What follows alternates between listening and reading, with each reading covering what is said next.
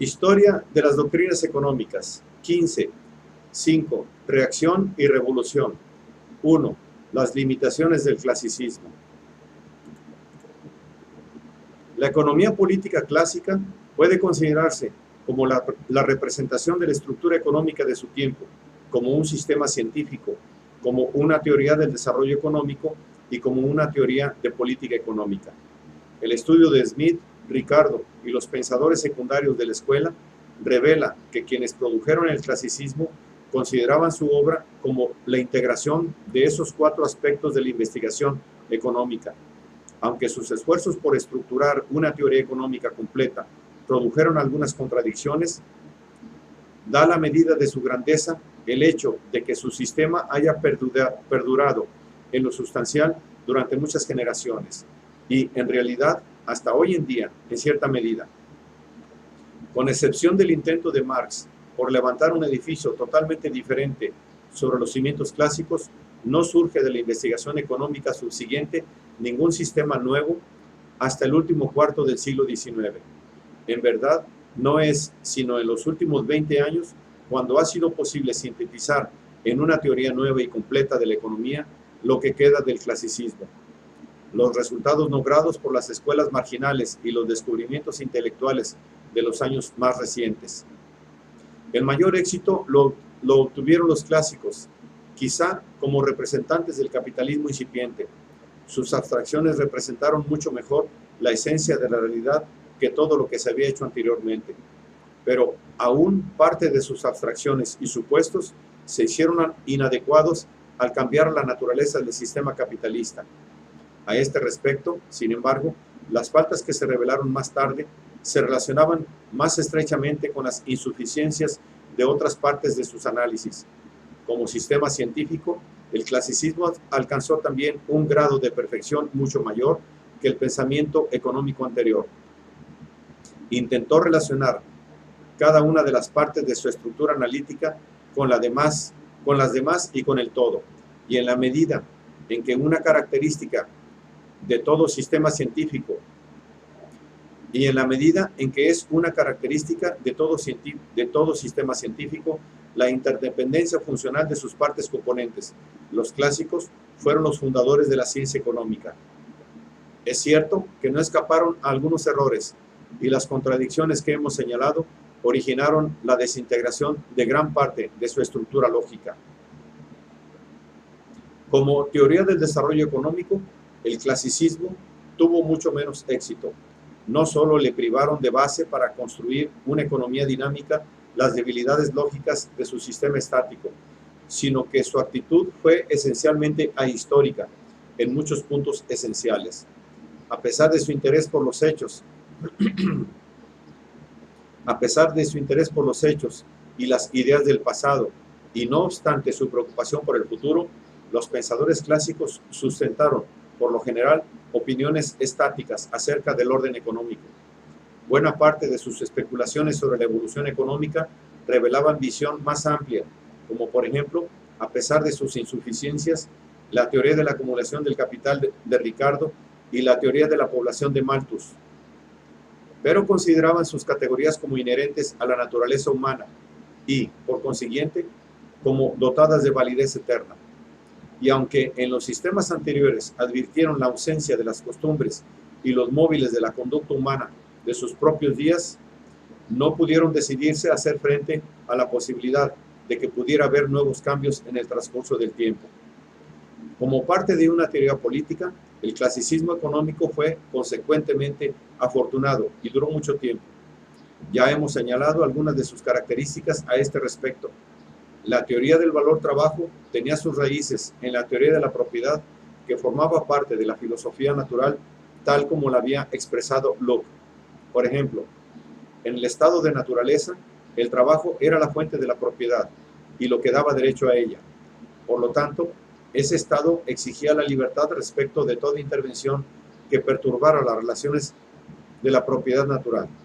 La escuela clásica aplicó a los hechos del mundo real las exigencias del orden natural, puesto que en el mundo real las relaciones de propiedad establecidas en una larga evolución histórica no eran de ningún modo equivalentes a las de orden natural. Se pudieron desprender del análisis económico clásico conclusiones políticas muy diversas. Frente al orden social existente, una tendencia se hizo conservadora y otra crítica. Estas tendencias antagónicas se encuentran ya en los escritos clásicos. No solo el postulado de la libertad, sino también el supuesto de una armonía de intereses subyacente en la escuela clásica, se convirtieron, después de aparecer el utilitarismo, en objeto de interpretaciones antagónicas, conservadoras unas y radicales otras. No es necesario que entremos aquí en detalles de la filosofía utilitaria, pero debe señalarse que al suponer la existencia de la armonía social, podría decirse que el clasicismo implicaba una visión igualitaria de la sociedad. Al calcular un máximo de ventaja o beneficio social, consideraba al pobre igual que al rico. Bentham, representante máximo de esta filosofía, llegó hasta el punto de considerar deseable una distribución igualitaria de los ingresos, conclusión que después defendieron muchos economistas mediante un refinamiento psicológico del análisis de aquel. De cualquier modo, la interpretación igualitaria del concepto de armonía podía pretender estar tan autorizada como la conservadora. Las críticas a la escuela clásica pueden dividirse, grosso modo, en técnicas y políticas. Las primeras se proponen eliminar las inconsecuencias lógicas y las imperfecciones analíticas. Las últimas atacan las implicaciones políticas del análisis económico clásico. Ambas clases de críticas no pueden separarse rigurosamente. Las técnicas se inspiraron a menudo en el apoyo de la filosofía política subyacente en el clasicismo o en la oposición a la misma. Si se acepta esa filosofía, el análisis económico puede aún considerarse como una base insuficiente, y entonces se harán intentos para reforzarla con nuevos argumentos económicos. Por la otra parte, si no se acepta la filosofía social, la crítica se dirigirá contra las insuficiencias del análisis económico. No siempre es posible separar los dos tipos de ataque contra la escuela clásica, pero hay que distinguirlos de alguna manera. En este capítulo nos interesan los aspectos teóricos que llevan consigo, explícita o implícitamente, una crítica de las doctrinas sociales y políticas de la escuela clásica. 2. Crítica de Malthus a la acumulación. El primer ataque contra el clasicismo no tiene realmente el carácter de una negación explícita de sus conclusiones generales, sino que reviste la forma de un razonamiento sumamente técnico que acepta muchos de los principios fundamentales de la escuela ricardiana, pero objeta su aplicación a ciertos problemas prácticos. Este ataque es la teoría de la saturación de Malthus. Ricardo, como hemos visto, había aceptado la sentencia de Say, quizá debida a James Mill, según la cual era imposible una sobreproducción general. Encontraremos de nuevo a Say como divulgador de Smith en el continente europeo y como uno de los principales críticos de la teoría del valor-trabajo. Aquí tiene importancia por su teoría del mercado, la que desarrolló en su Tratado de Economía Política, publicado en 1908. La teoría descansa en la noción de que toda la oferta implica una demanda, que un producto se cambia por otro producto, que toda mercancía puesta en el mercado crea su propia demanda y que toda demanda ejercida en el mercado crea su propia oferta. Formulado de este modo, el teorema contiene una simple aseveración de la interdependencia de una economía de cambio. Si la oferta y la demanda están indisolublemente unidas, puede negarse, como hicieron Say y Ricardo, la posibilidad de una saturación general de mercancías, de una sobreproducción general. Puede muy bien ocurrir una sobreproducción de carácter parcial. No puede negarse que de vez en cuando algunas mercancías se producen en cantidades que exceden a su demanda. Es decir, que se incurren costos de producción que después no se cubren con el precio. Pero esto solo significa que otras mercancías no se han producido en cantidad suficiente para abastecer la demanda de ellas. Como dijo James Mill, el discípulo más fiel de Ricardo, nunca puede haber una oferta superabundante en casos particulares y por consecuencia una caída del valor en cambio por debajo del costo de producción sin que en otros casos se produzca un déficit correspondiente de la oferta y por lo tanto un aumento del valor en cambio que rebase el costo de producción. Tales desajustes parciales deberán corregirse por sí mismos. Si hubiera superabundancia o déficit, por razón de un desajuste, el alza y la baja de los precios alteraría la lucratividad relativa de las distintas ramas de la producción. Hay ciertas clases de bienes cuya producción es menos lucrativa de lo usual. Esta es una desigualdad que tiende inmediatamente a corregirse por sí misma. Ricardo, adoptando el razonamiento de Say, afirmaba: nadie produce sino con el propósito de consumir o vender, y nunca vende sino con la intención de comprar alguna otra mercancía que pueda serle útil inmediatamente o que pueda contribuir a la producción futura. Así pues, al producir, se convierte inevitablemente en consumidor de sus propios bienes o en comprador y consumidor de los bienes de otra persona. Si todas las ofertas y demandas individuales se equilibran exactamente, la oferta y la demanda totales deben equilibrarse también. Si un equilibrio individual se altera, si por ejemplo hay una saturación de telas porque la oferta ha aumentado mientras que la demanda no ha cambiado, faltarán por fuerza otras cosas, pues la cantidad adicional de telas que se ha fabricado solo pudo hacerse de una manera: retirando capital de la producción de otras mercancías y disminuyendo, por consiguiente, la cantidad producida, quedando una demanda igual a la mayor cantidad. La cantidad de esas mercancías es insuficiente. Un exceso de la oferta sobre la demanda se equilibra por una oferta inferior a la demanda de otra mercancía. Es imposible una saturación general de mercancías, aparte de la dislocación temporal del equilibrio de la oferta y la demanda de determinados bienes. Pero Say y los ricardianos sacaron todavía otra conclusión.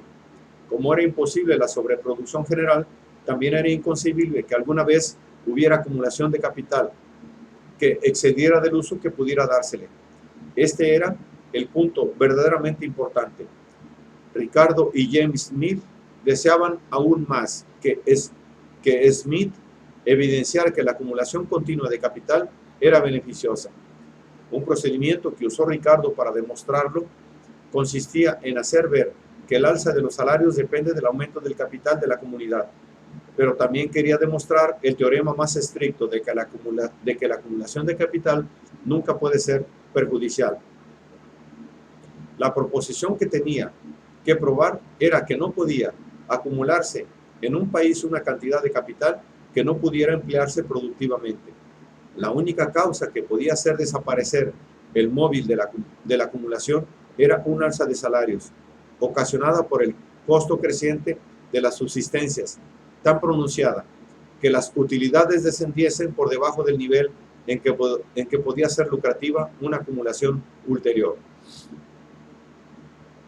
La identidad entre la oferta y la demanda y la imposibilidad de que la demanda caiga por debajo de la oferta es bastante fácil de demostrar si se supone que lo que se produce corrientemente también se consume corrientemente. Pero la acumulación de capital crea una dificultad. La demostración de Ricardo dependía de que pudiera probar que entre la oferta y la demanda de capital existía un equilibrio tan ineludible como el que había entre la oferta y la demanda de bienes. La distinción entre trabajo productivo y trabajo improductivo se aplicó al consumo, con el fin de poder probarlo. Ricardo, siguiendo a Smith, distingue entre trabajo productivo y trabajo improductivo. El primero produce un excedente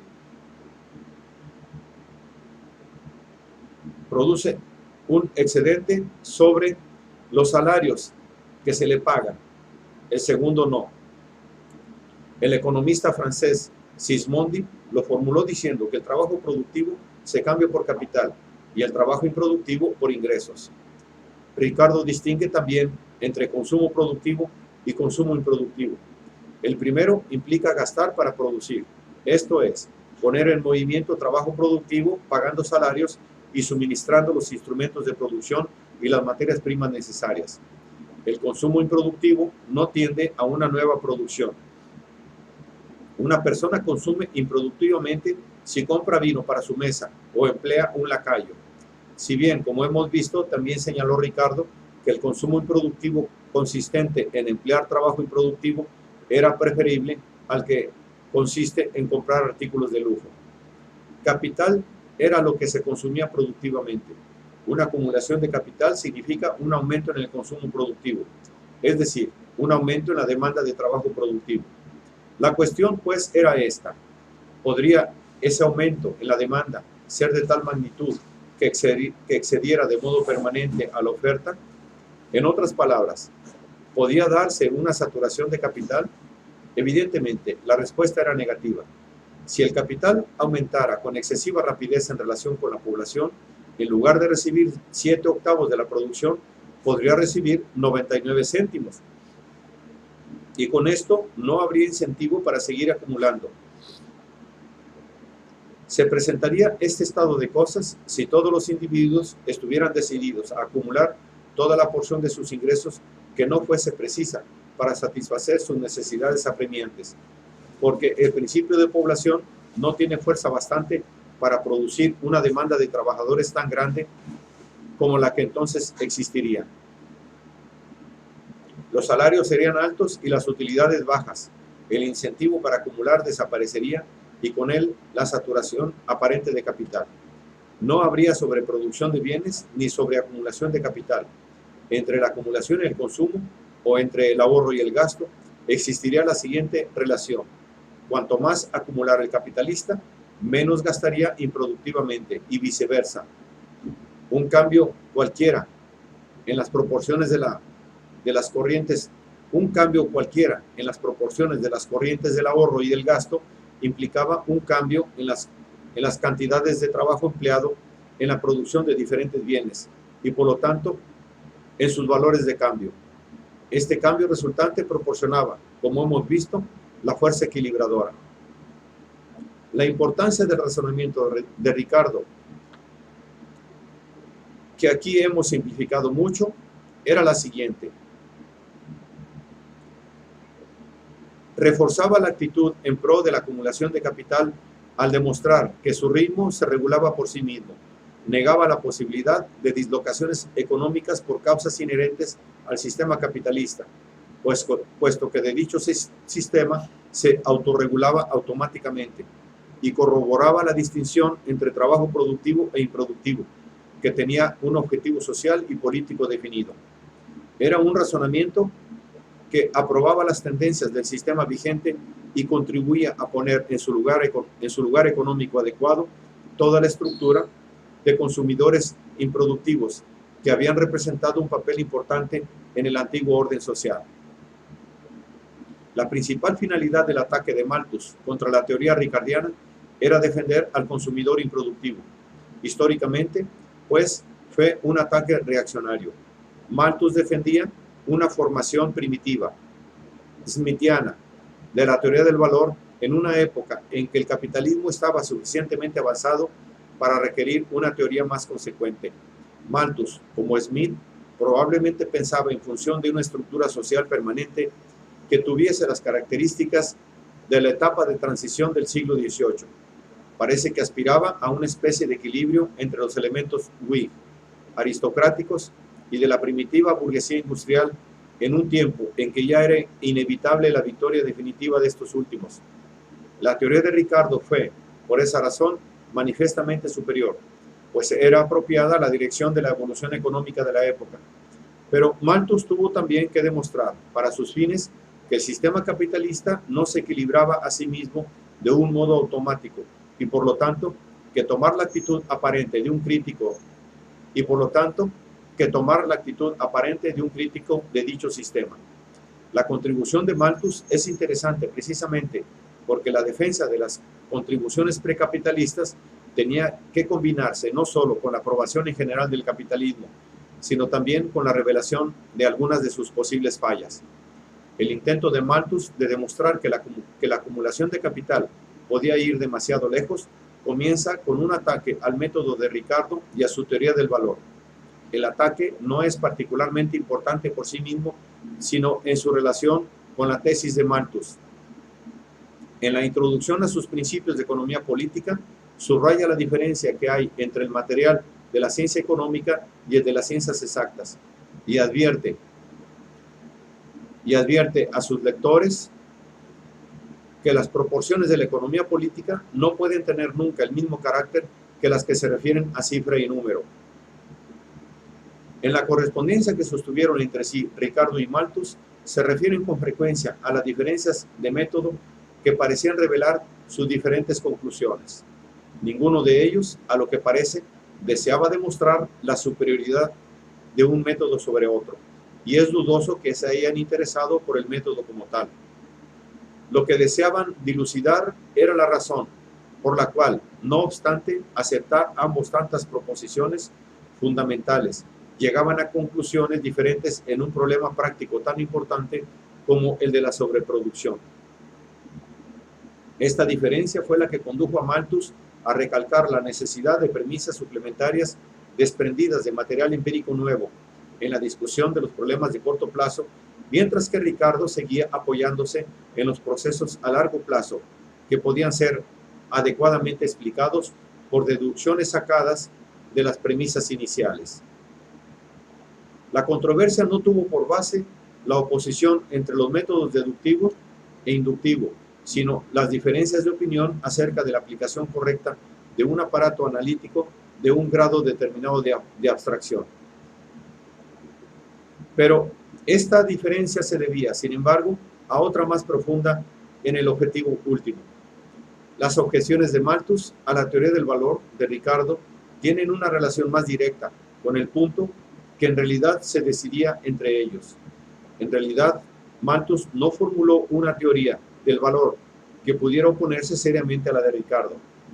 Lo que hizo fue aprovecharse de algunas de las confusiones de Adam Smith y modificar la teoría del valor-trabajo para controvertir las conclusiones que Ricardo sacaba de ella y que servían de apoyo al teorema de Say.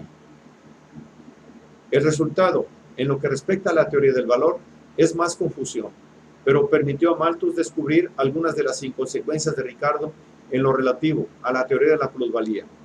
A lo largo de la obra de Malthus se entremezclan muchas teorías del valor. En uno de sus primeros escritos, Observations on the Effects of the Corn Laws, de 1814, censuró a Smith por considerar la cantidad de trabajo que un bien podía requerir como la medida de su valor. Pero él mismo usó después la definición del valor de Smith, según la cual el valor es la capacidad de disponer de otros bienes, incluso de trabajo. Pensaba que cuando el valor de un objeto se estima por la cantidad de trabajo de una cantidad determinada, por ejemplo, trabajo diurno ordinario, de que puede disponer, parecerá ser, incuestionablemente, lo mejor de todas las mercancías, la mejor de todas las mercancías, y reunir mejor que ninguna otra las cualidades de una medida real y nominal del valor cambiable.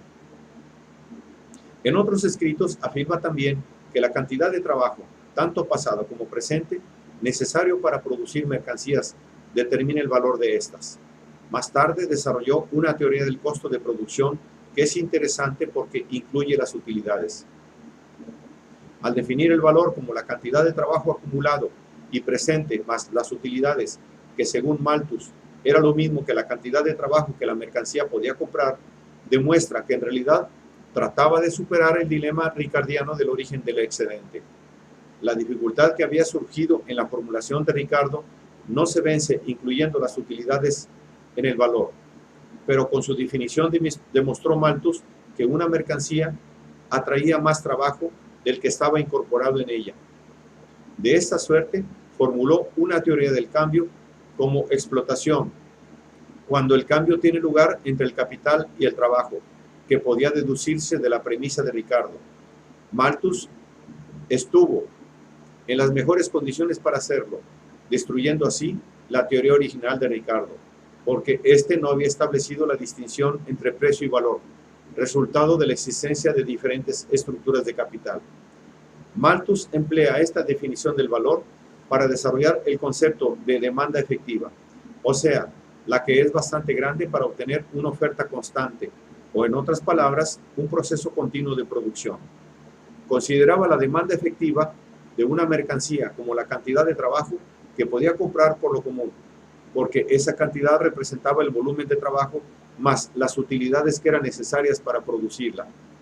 Dicho de otro modo, la producción dependía de la existencia de demanda efectiva, esto es, de demanda que permitía al productor cubrir un costo definitivo con anticipos del capitalista en forma de salarios, materias primas y capital, más una utilidad de acuerdo con la tasa dominante. Desde este punto lanza Malthus su defensa del consumo improductivo y su ataque contra la teoría ricardiana de la acumulación.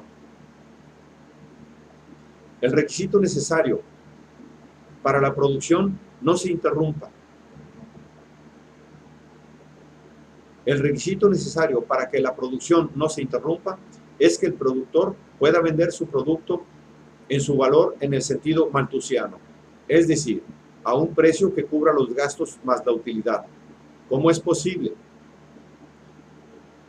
¿Cómo es posible, pregunta Malthus, satisfacer ese requisito? Habiendo descubierto una posible explicación a la teoría ricardiana del cambio entre el capital y el trabajo, Malthus comete el error de considerar todo cambio similar al que había postulado entre capital y trabajo. Siguiendo a Smith, considera los cambios entre bienes y trabajo la forma más frecuente de cambio como tal. Ahora bien, no puede discutirse que, de todos los objetos, aquel por el que se da en cambio una masa mayor de valor es el trabajo, ya sea productivo o improductivo. Después de este comienzo, todo lo demás se sigue de un modo natural. El capitalista que compra trabajo productivo paga por él, por definición, menos de lo que se propone obtener por el producto de ese trabajo. Pero de los trabajadores que emplea, no puede obtener un precio que produzca eso. También por definición, la suma de los salarios que se les pagan es menor que la suma de los valores de sus productos. La demanda de los trabajadores nunca puede ser bastante grande como para permitir al capitalista obtener su utilidad y por tanto nunca puede ser lo bastante grande para asegurar una producción ininterrumpida. Ni el cambio entre capitalista y capitalista puede proporcionar ese incentivo para producir. Ambos venden sus productos a un precio que incluye la ganancia, de suerte que, aunque puedan engañarse ocasionalmente el uno al otro, a fin de cuentas no queda ningún incentivo. Si el productor ha de confiar en la demanda de sus compañeros productores y de sus obreros, se llegará al estancamiento. Malthus encuentra una solución en el consumo improductivo. Es este el que permite que la demanda siga siendo efectiva. Es absolutamente necesario que un país con gran capacidad de producción posea un sector de consumidores improductivos. Estos consumidores permiten al capitalista obtener la utilidad sin la cual dejaría de producir y que no puede hallar en el mercado que le ofrece la demanda combinada de los trabajadores y de los otros capitalistas. Otra solución sería que los capitalistas mismos consumieran el exceso de sus productos. Pero dicho consumo, pensaba Malthus, no era compatible con los verdaderos hábitos de la generalidad de los capitalistas, quienes siempre estaban procurando ahorrar una gran fortuna y cuyos intereses comerciales no les brindaban la oportunidad de gastar improductivamente en escala suficiente.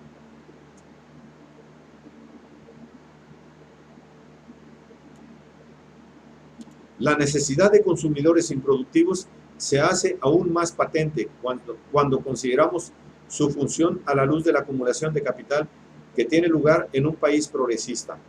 Malthus afirmaba que el intento de acumular con mucha rapidez, que necesariamente implica una disminución considerable del consumo improductivo, debería frenar prematuramente los progresos de la riqueza, debido a los grandes perjuicios que sufrirían los móviles habituales de la producción. La acumulación rápida o ahorro disminuye la eficacia de la válvula de seguridad del consumo improductivo. En consecuencia, disminuye la demanda efectiva y destruye el incentivo para producir.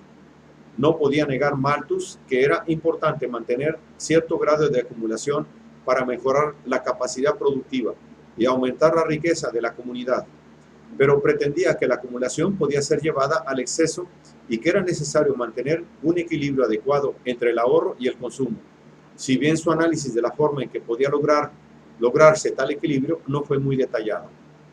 Enumeró muy detalladamente las diferentes clases de consumidores improductivos. Los terratenientes son los primeros. Aunque sacan su renta de los capitalistas, desempeñan una función muy útil, pues pueden ejercer una demanda que no está equilibrada por la producción. Además, debe haber una gran cantidad de sirvientes, estadistas, soldados, jueces y abogados, médicos y cirujanos y clérigos que sumen su demanda a un total que de otra manera sería deficiente. Podían ser trabajadores improductivos. Malthus no rompió con la clasificación de Smith y de Ricardo, pero sin ellos no habría demanda efectiva.